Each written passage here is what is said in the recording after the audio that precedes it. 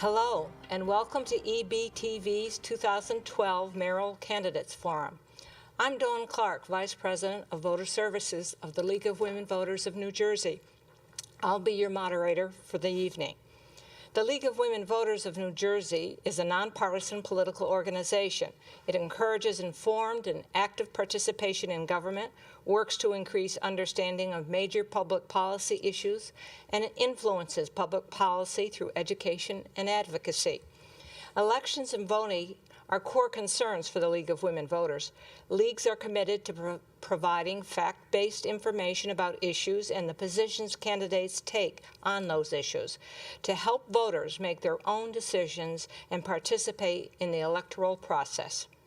The League of Women Voters never supports or opposes candidates for office or political parties.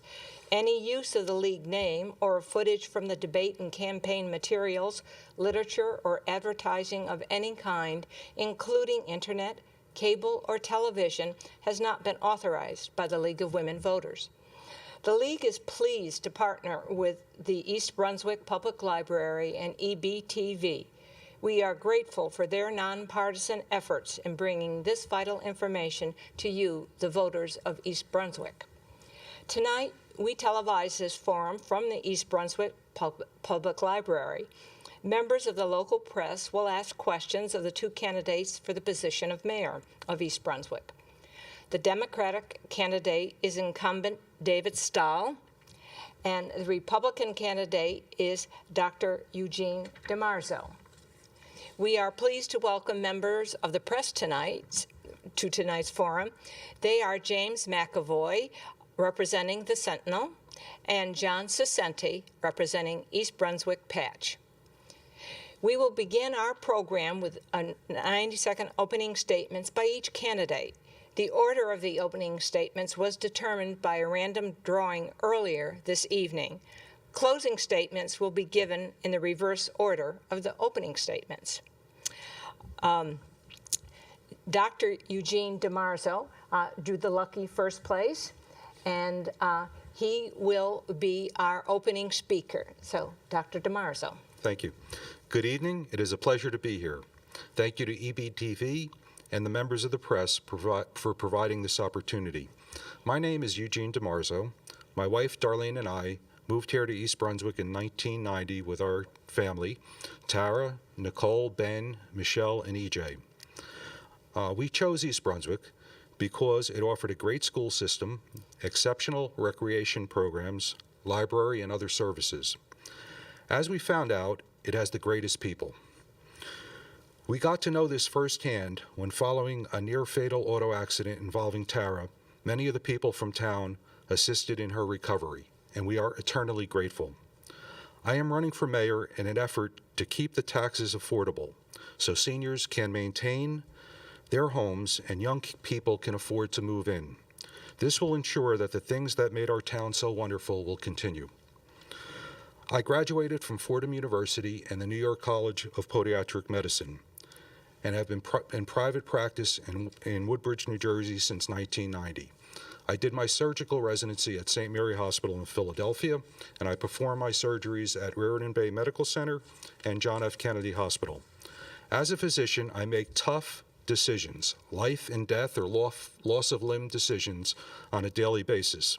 If I do not know the answer, I know enough to consult from experts to come to an informed decision. This experience transfers well leading into a town. Thank you. And the next speaker will be David Stahl. Thank you. It's an honor to speak with the residents of East Brunswick as we'll be voting in an important election on November 6th.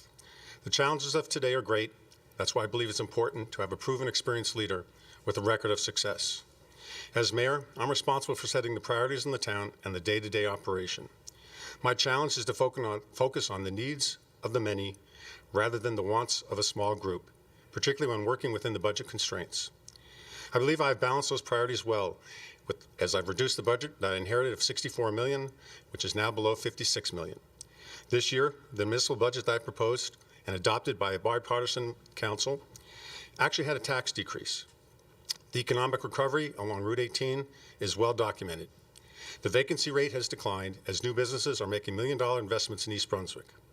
The township's workforce has been reduced, union contracts had wage freezes, township employees are now contributing to their health care, departments have been restructured, employee productivity is up, and investments in infrastructure have been made. However, there remains more work to be done, and I believe my experience as a compassionate, dedicated leader will continue to provide the results in making East Brunswick the great place that we all call our homes. I look forward to tonight's debate as we as a community come together to better understand the positions of those who seek to lead us in the future. I believe my experience and my proven record of success is what East Brunswick needs, and I ask for your support on November 6th. Thank you. Thank you, gentlemen. And now we are ready to begin the question and answer session. The reporters will alternate, each asking one question of both parties. The candidate will have 90 seconds to respond to the question. The opposing candidate will then also have 90 seconds to respond. We will alternate so that both parties have equal opportunity for first response. So let's begin with the questions and answers. Mr. Saccenti, will you please ask the first question? While the mayor mentioned the vacancy rates along Route 18, my question is, what role should the township take in helping to fill the vacancies that are still there? In particular, Movie City 5, the Route 18 Mall, and other strip malls that have a lot of vacant storefronts in them. Could you just repeat the last part of the question? Well, what role should the township take? What more can be done in filling the remaining vacancies on Route 18? Movie City 5, Route 18 Strip Mall. Those are the things that those are the areas I'm thinking of. You guys can Yes. Okay, thank you. I didn't know who was going to. We have done a lot since I've been mayor.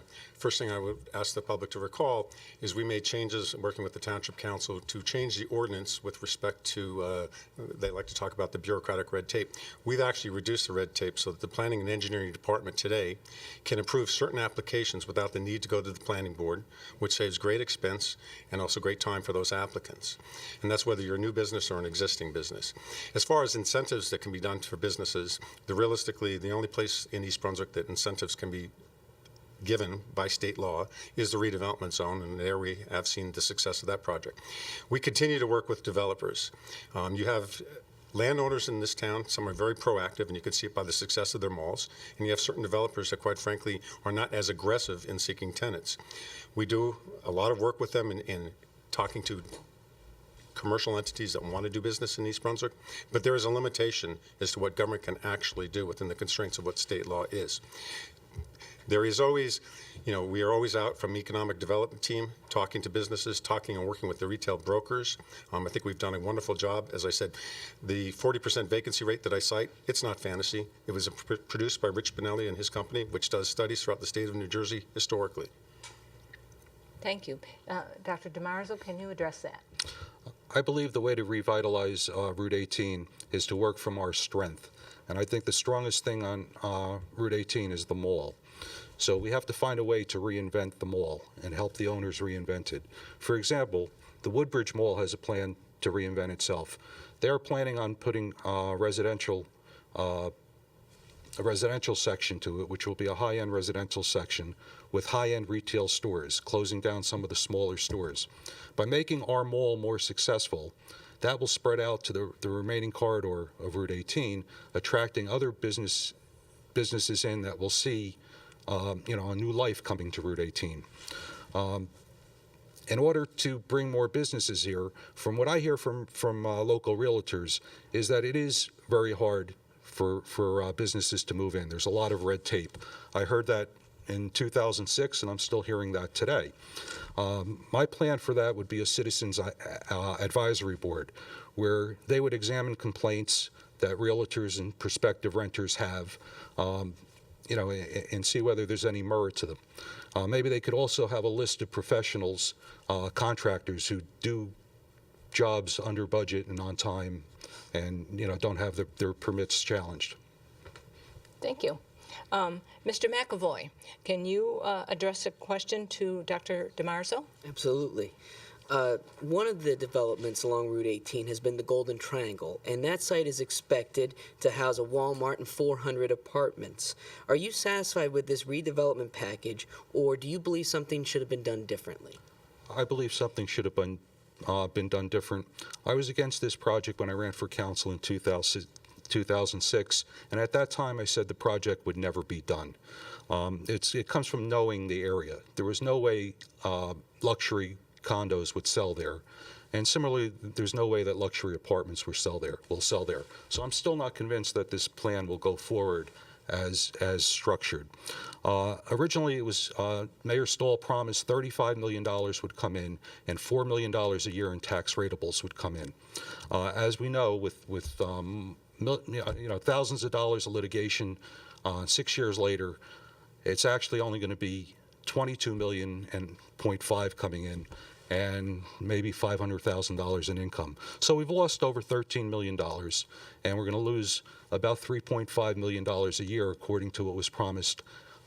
Now, what I would do with that property is put a kind of a tourist attraction. What I would have done was put in a type of museum developed to industry, had a little light industry going there where children and seniors can visit and see light industry things like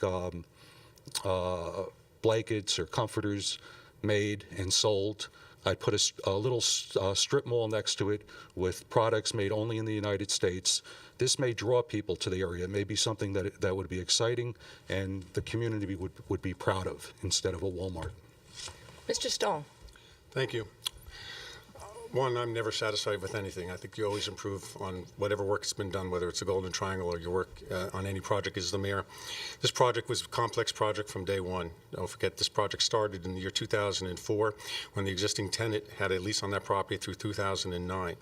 Since 2004, the nation's economy has collapsed. The housing market has collapsed. So it's unrealistic to think that the world has not changed. The internet, Mr. Saccenti knows, has changed the world of newspapers. The internet has also changed the world of retailing. Brick and mortar stores are not what they used to be. The capital markets remain closed.